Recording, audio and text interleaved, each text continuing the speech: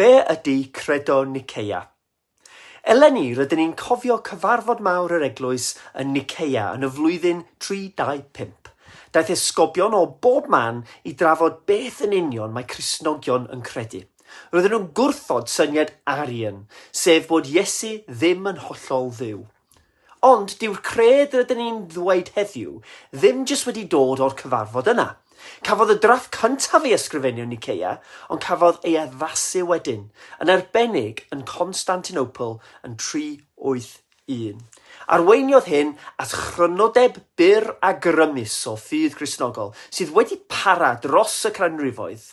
Mae'r credo yn dweud bod yna un Duw, bod Iesu'n wir dduw, ac mae'n enwi'r ysbryd glân fel arglwydd a rhoddwr bywyd.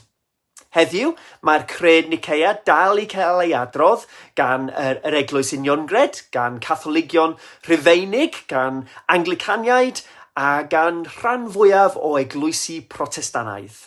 Gellir dweud mai dyma galon y gred Gristnogol, yn cael ei chlywed mewn gwasanaethau ledled y byd bob Sul.